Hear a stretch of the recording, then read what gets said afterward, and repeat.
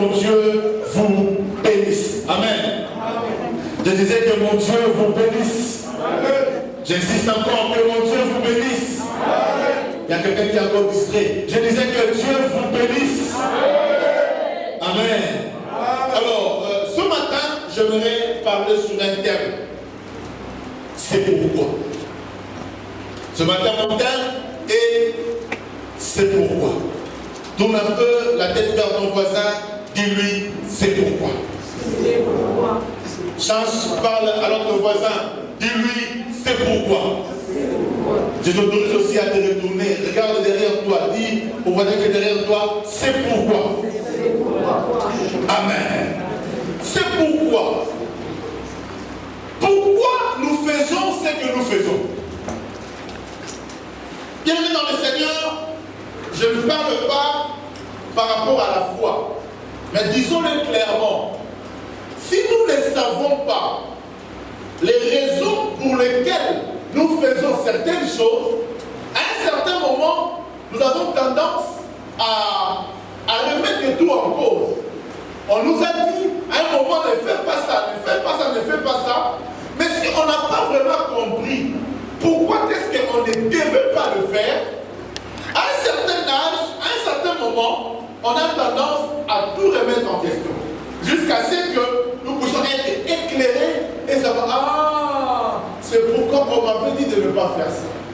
Il y a certaines choses, parfois nous n'arrivons pas à comprendre, mais pourquoi est-ce qu'on ne doit pas faire ça?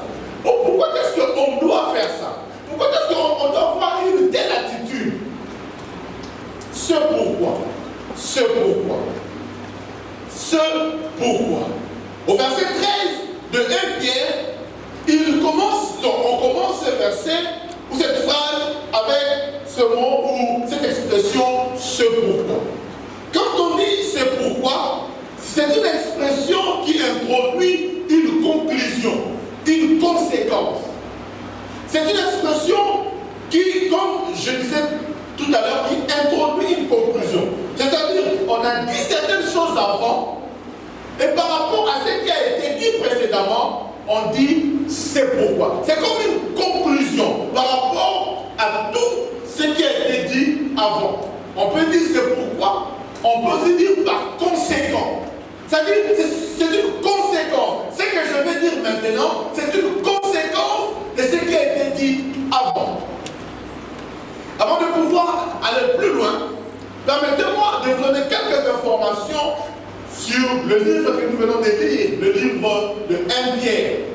Le livre de 1 Pierre a été écrit par celui à qui on a donné le nom du livre, c'est-à-dire l'apôtre Pierre. Et l'apôtre Pierre, comme vous le connaissez, c'était un vrai païen.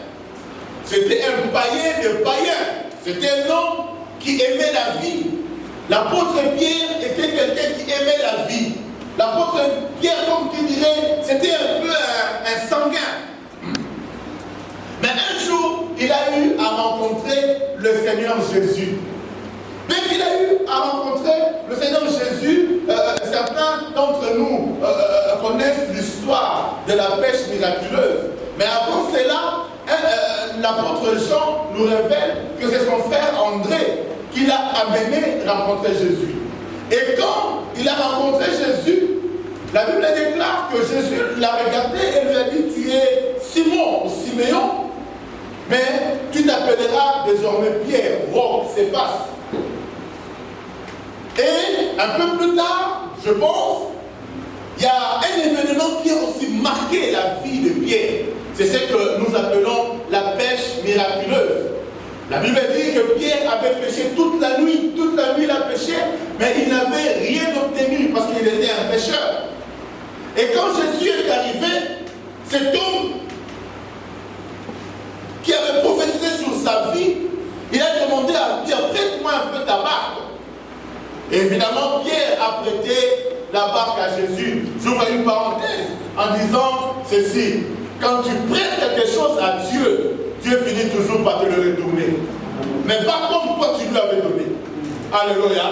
Pierre a prêté à Jésus une barque vide, avec rien dedans. Et Jésus a utilisé la barque de Pierre pour prêcher la parole. Et quand il a fini de prêcher, parce que Dieu ne reste débiteur de personne, il lui dit à Pierre, maintenant, va pêcher. Pierre dit, Jésus, c'est que toi tu ne sais pas, c'est que j'ai pêché toute la nuit, mais je n'ai rien obtenu. C'est que j'aime encore avec Dieu, c'est quoi? C'est que quand nous prêtons quelque chose à Dieu, il nous donne toujours ce que nous désirons profondément. Pierre n'avait pas parlé à Jésus pour lui dire que j'ai besoin de poisson. Mais dans son cœur, il était triste parce qu'il n'avait rien obtenu. Jésus connaît nos besoins plus que nous ne le croyons. Qui dit amen bien. Amen. Je disais, Jésus connaît nos besoins plus que nous le croyons.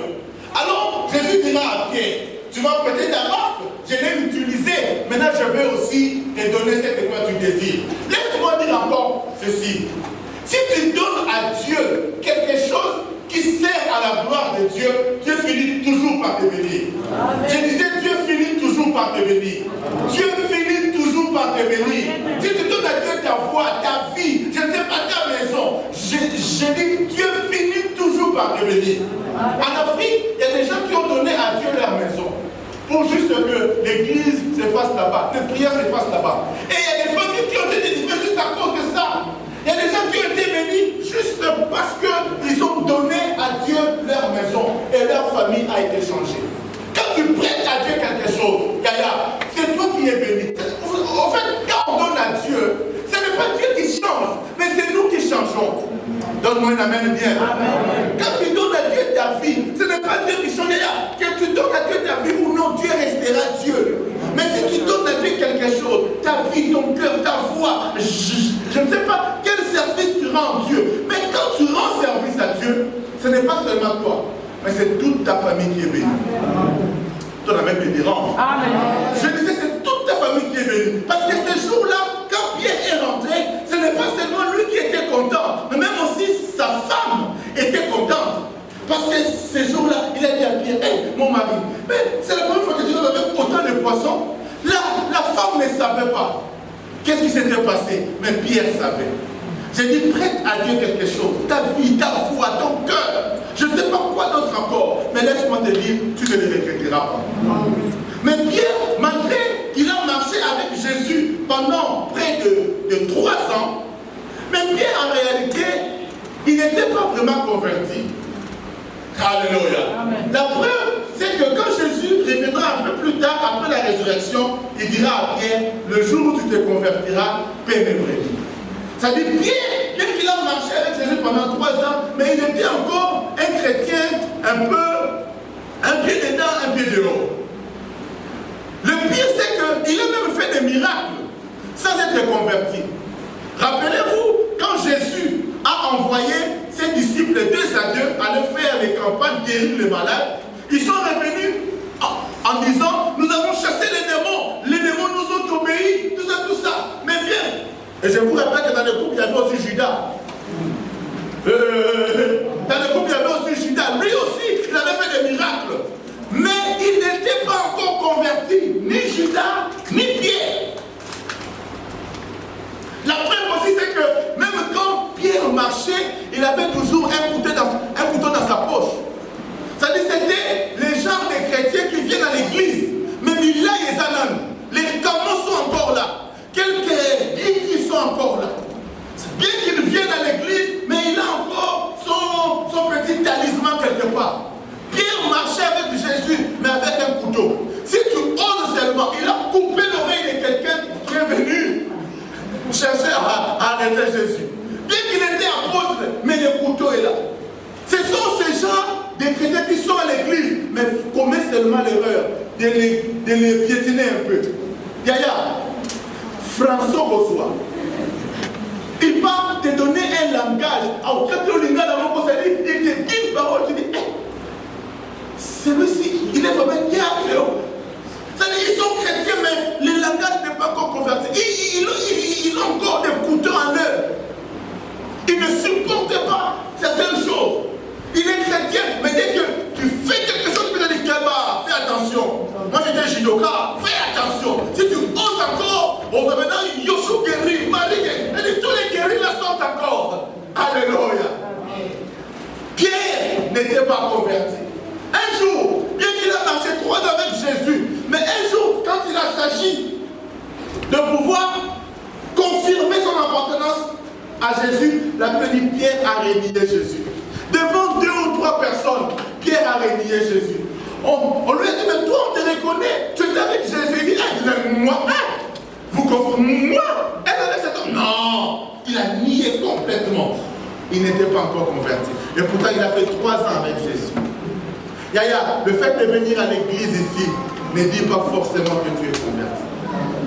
Ton amen me dérange. Amen. Le fait de venir à l'église ne dit pas forcément que tu es converti.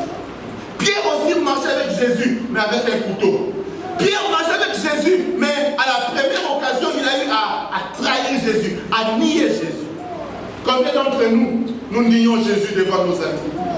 Combien d'entre nous, quand nous sortons de ces murs, on ne peut même pas dire que nous sommes chrétiens. Dans notre travail, là où nous vivons dans nos familles, est-ce qu'il y a des gens qui peuvent nous regarder et dire, oh, toi tu es chrétienne, toi tu es chrétien. Et même aujourd'hui, il est vrai qu'il fait très chaud. Je le reconnais, il fait très chaud. Mais dehors, ce n'est pas à cause de la chaleur que nous devons nous habiller comme des païens. Ce n'est pas à cause de la chaleur que nous devons nous habiller comme des prostituées pratiquement. Non. Bien qu'il fasse chaud. Vous me voyez aujourd'hui, je n'ai pas de costume. Je ne te dis pas, malgré la chaleur, d'être toujours en costume ou en djellaba comme les musulmans. Non. Mais la Bible dit, habille-toi de manière décente. Il dit amen bien. Amen. Bien qu'il fasse chaud. Je ne parle pas ici parce que ici à l'église, nous tous nous sommes bien habillés. Gloire à Dieu. Mais je parle de dehors. Alléluia. Amen. Je parle de dehors. Parce que là, nous tous, on est saints. Hein? Alléluia. On est saints. Sans toujours dire Alléluia. Amen. Nous tous nous sommes saints là. Mais je parle du dehors. Pierre, il était tout le temps avec Jésus. Il a même dit à Jésus, moi je ne te trahirai jamais. Moi je serai toujours avec toi. Mais à la première occasion, il a eu à trahir Jésus. Mais la bonne nouvelle c'est quoi? C'est qu'un jour, Pierre a eu vraiment à se convertir. Il s'est converti réellement. Il a pleuré, il s'est repenti. Et quand le Saint-Esprit l'a rempli, c'est lui qui avait nié Jésus devant 2 ou 3 personnes. La Bible déclare ce jour-là, le jour de la Pentecôte, il vient et il se tient devant plus de 3000 personnes, sans avoir peur, sans avoir à trembler. Il commence à annoncer l'évangile, il commence à parler de Jésus. L'homme qui s'est caché devant 3 personnes, l'homme qui reniait Jésus devant 3 personnes, était maintenant capable de parler de Jésus publiquement sans avoir peur. Cet homme-là était converti. J'aimerais dire à quelqu'un, le jour où tu seras converti, tu n'auras même pas besoin de les dire, on va les constater. J'ai dit le jour où tu vas te convertir réellement, le jour où Jésus aura vraiment la première place dans ton cœur, on n'aura pas à te forcer, à te dire viens à l'église à temps. C'est toi qui vas commencer à ouvrir la porte de l'église. J'ai dit le jour où tu seras vraiment, où Jésus aura la première place dans ton cœur, on ne va pas t'appeler samedi pour te rappeler que demain il y a l'église. Non, c'est toi qui vas commencer à appeler aux gens. N'oubliez pas, demain il y a l'église. Les jours où tu seras converti, on n'aura pas besoin que tu mettes un t-shirt de Jésus est mon Seigneur, mais on le verra par ton comportement, on le verra par ton langage, on le verra par ce que tu fais, on le verra par ton engagement, on le verra. On le verra. On le verra. Tu n'as pas besoin de dire aux gens, moi je suis chrétien, toi tu ne sais pas comment je suis diable. Ce n'est pas, tu n'auras pas besoin. On le verra. Vous cessez. Tout le monde en haut, on le verra. On ne va pas commencer à te forcer, à te demander, mais pourquoi tu n'es pas venu? Toi-même tu vas appeler, oh pasteur, je voulais venir, mais ce dimanche, j'étais empêché. On ne va pas être là en train de te chercher, de te pousser. Non, on ne va plus te pousser. Ça sera automatique. Certaines choses seront automatiques. Prier deviendra un plaisir. Chanter à l'église deviendra un plaisir. Danser pour Dieu deviendra un plaisir. Pierre, qui avait peur devant 3 personnes, a commencé à parler librement devant plus de 3000 personnes. Je prie le Seigneur que tu rencontres réellement Jésus et que ta vie puisse changer. Ton amen me dérange. Amen. Je prie Dieu que tu rencontres vraiment Jésus et que tout en toi puisse changer. Amen. Dis encore à ton voisin, c'est pourquoi. Dis-lui ça bien, c'est pourquoi. Le Pierre qui aimait la vie, la Bible déclare, selon l'histoire, on dit que même sa femme a été aussi crucifiée, sa femme a été tuée. Et la Bible bizarrement dit que pas la Bible, la tradition ou l'histoire dit que quand on est allé pour tuer sa femme, tout ce que Pierre lui a dit, espère en Jésus, n'aie pas peur. Et même, c'est lui qui aimait la vie, c'est lui qui n'aimait pas mourir. Quand on devait le tuer lui-même, on a voulu le pendre. Il n'a pas cherché à fuir, mais il a dit, je ne suis pas digne que vous me pendiez comme mon Seigneur. Mais s'il vous plaît, renversez la croix. Je ne veux pas mourir comme Jésus, mais renversez la croix. Tuez-moi, mais renversez la croix. Il n'avait plus peur de la mort. Il savait qu'au-delà de cette vie, il y a une vie meilleure qui m'attend. Vous savez, quand tu as l'espérance de l'éternité, certaines choses de ce monde, tu ne t'accroches pas trop à ça, parce que tu sais que c'est passager. Quand tu as l'espérance de l'éternité, certaines choses ne te troublent plus. Si tu l'as, gloire à Dieu. Si tu ne l'as pas, gloire à Dieu. Alléluia. L'essentiel, c'est que je le sais, qu'un jour, il y a quelque chose de meilleur qui m'attend. Alléluia. Alléluia. Alléluia. Je ne cesserai pas d'insister sur ces choses parce que c'est très important. Nous avons aujourd'hui affaire à des chrétiens trop matérialistes. Non, Yaya. Je vais en parler tout à l'heure. Dieu bénit. Et Dieu bénit sérieusement. Amen. Dieu peut te donner même 1000 voitures. Ça ne va pas changer Dieu. Dieu peut te donner même 1 million aujourd'hui. Ça ne va pas changer Dieu. Alléluia. Ça ne va pas changer Dieu. Mais ce qui est important, c'est que Dieu veut voir c'est quoi? C'est que nos cœurs ne soient pas attachés à ces choses-là. Mais nos cœurs soient attachés à lui. Amen.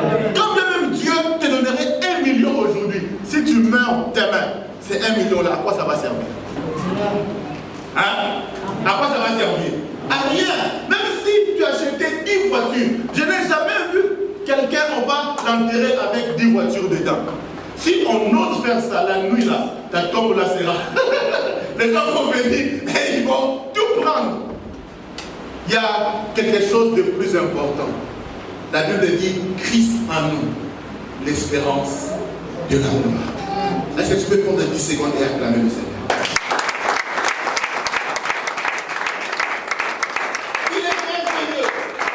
Il est merveilleux. Alléluia. Par conséquent, c'est pourquoi.